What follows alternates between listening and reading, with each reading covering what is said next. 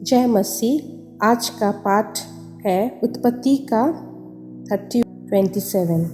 लबान ने उससे कहा, यदि तेरी दृष्टि में मैंने अनुग्रह पाया है तो रह जा, क्योंकि मैंने अनुभव से जान लिया है कि यहोवा ने तेरे कारण से मुझे आशीष दी है। ये बहुत ही अच्छा वर्स है और जब इसको हम बहुत सोच के पढ़ेंगे और आत्मा में हो कर के पढ़ेंगे तो इससे हमें छोटा सा वर्स है, लेकिन इसी वर्स से हम चैप्टर 30 का पूरा कहानी समझ पाएंगे। तो हम जब चैप्टर 30 को देखेंगे तो उसमें हम देखते हैं कि जो इंग्लिश में कहते हैं जोसेफ, और तो जब हम ये वर्स देखेंगे तो ये वर्स जब हम ये वर्स को पढ़ेंगे तो ये जब वर्स हम पढ़ते हैं तो उससे हमें पता चलता है कि याकूब ने लबान के 2 पुत्री को विवाह करता है। पहली पुत्री थी लिया, दूसरी पुत्री का नाम था राहेल। और उसमें हम देखते हैं कि किस तरह से उसने 14 साल बिताया लबान के घर में, मतलब अपने ससुराल में, और किस तरह से उन सालों में याकूब के बहुत सारे बाल बच्चे हुए। और जब आखिरी में राहेल गर्भवती होती है तब उसने अपना पुत्र का नाम देती है, जो हम 22 में देखते हैं। और परमेश्वर ने राहेल की भी सुधि ली और उसकी सुनकर उसकी कोख खोली। सो वह गर्भवती हुई और उसके एक पुत्र उत्पन्न हुआ। सो उसने कहा, परमेश्वर ने मेरी नामधारियों को दूर कर दिया है। सो उसने यह कहकर उसका नाम यूसुफ रखा। तो इतना सालों में याकूब के बच्चे हुए उसकी पहली पत्नी से, लेकिन राहेल का कोख बंद था और उसे बच्चा नहीं हो रहा था। लेकिन आखिर में परमेश्वर ने उनका प्रार्थना को सुना और उससे एक गर्भवती हुई और उससे एक बालक हुआ जिसका नाम उसने यूसुफ रखा। और जब राहेल से यूसुफ उत्पन्न हुआ तब याकूब ने लबान से कहा कि मुझे विदा कर कि मैं अपने देश और स्थान को जाऊं। तो यहाँ पर हम देखते हैं कि याकूब बहुत ही आज्ञाकारी था अपने ससुर को लेकर के, लबान को लेकर के, और जितना वो इतने लंबे समय तक वहाँ पर अपने ससुराल में वो रहा और आज्ञाकारी बन करके उनकी दोनों बेटी को विवाह किया। 14 साल रहा और उन 14 सालों में उसने बहुत कुछ कर दिया अपने ससुराल में, और जिससे लबान बहुत खुश हुआ क्योंकि जब जेकब वहाँ पर आया था तब उसके पास कुछ नहीं था, सिर्फ वो 2 बेटी थी और उसके पास कुछ ही भेड़ बकरियाँ था। लेकिन जब याकूब आया और उसने अपने दोनों पुत्री को उससे विवाह कर दिया तो उन पुत्रियों और जो उनके घर में काम करने वाली महिलाएं होती थी उनसे भी उनको बहुत सारे बाल बच्चे हुए।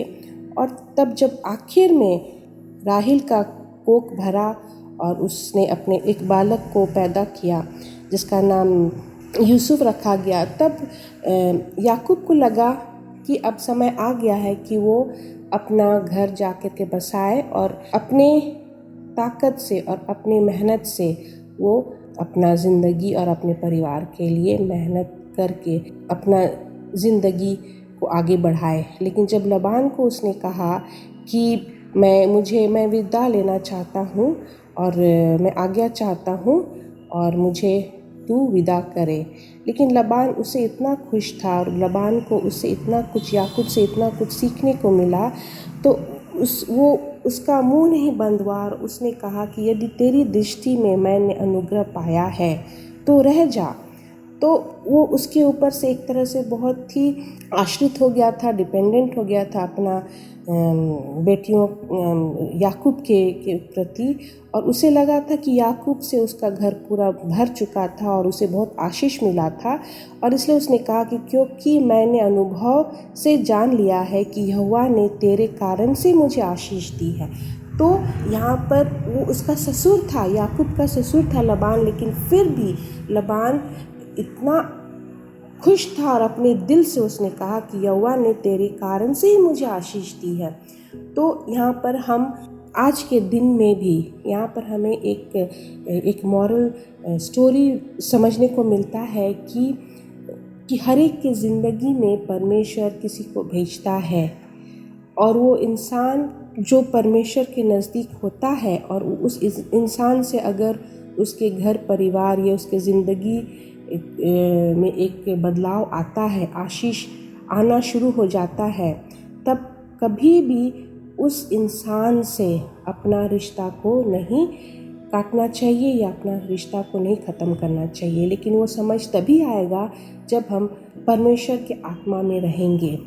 और ऐसे ही हम देखते हैं कि परमेश्वर हम हर एक से बहुत प्यार करता है और हर एक के ज़िंदगी में कोई ऐसा इंसान को रखता है या लेकर के आता है। या कभी हम ये भी कह सकते हैं कि अगर एक अच्छा संस्था में अगर वो काम करता है, ये एक अच्छा संगति में रहता है, या ये अच्छा जगह में रहता है, या अच्छा नौकरी करने वाला जगह में रहता है, उस नौकरी से, उस जगह से, उस संगति से अगर उसे आशीष मिलता है तो कभी भी वहाँ से विदा नहीं लेना चाहिए अपने आप को, लेकिन वहाँ पर रह करके और कुछ सीख करके, जैसे कि याकूब ने बहुत कुछ दिया वहाँ रह करके अपने ससुराल में, और उसके ससुर लबान इतना खुश हुआ कि जब वो विदा लेना चाह रहा था तब उसने अपने ससुर लबान को कहा कि मैं जाना चाहता हूँ। लेकिन उसका ससुर लबान ने कहा कि ऐसा मत करो, तुम्हारी वजह से यहोवा ने, तुम्हारे कारण से यहोवा ने मुझे आशीष दी है। तो ये बहुत ही बड़ा बात है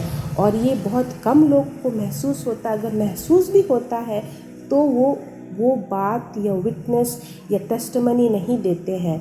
तो यहाँ पर हमें आज सीखने को मिलता है कि हमारे ज़िंदगी में कोई ना कोई, किसी न किसी को परमेश्वर रखता है, और उस या तो संस्था हो सकता है, या तो संगति हो सकता है, या तो एक व्यक्ति हो सकता है, एक परिवार हो सकता है जो आशीषित है। और वहाँ पर अगर हम रहते हैं तो उस संगति, उस समूह, उस जगह, उस संस्था, उस इंसान या उस परिवार से हमें कभी मुंह ना मोड़ना चाहिए, लेकिन हमें परमेश्वर को धन्यवाद देना चाहिए कि उस वजह से, उस जगह से, उस इंसान से या उस परिवार से हमें बहुत आशीष मिल रहा है। और हमारा जो संगति है या हमारा जो रिलेशनशिप है वो उसको हमको बना करके रखना है, और उसी में हमें एक डिग्निटी मेंटेन करके रखना है। तो ये आज हमें सीखने को मिला। इसके लिए मैं परमेश्वर को बहुत बहुत धन्यवाद देती हूँ इस वचन के लिए। और आप अवश्य कमेंट दें, और अवश्य आप हमारे हर एक मैसेज जो हर एक दिन डेली डिवोशन में हम बोलते हैं उसको आप लाइक कीजिए और उसको आप शेयर कीजिए। उससे आप आशीषित होंगे और दूसरे लोग भी उस वचन को सुन करके अवश्य आशीषित होंगे। और परमेश्वर का वचन ऐसे ही हमें फैलाना है दिन प्रतिदिन। धन्यवाद।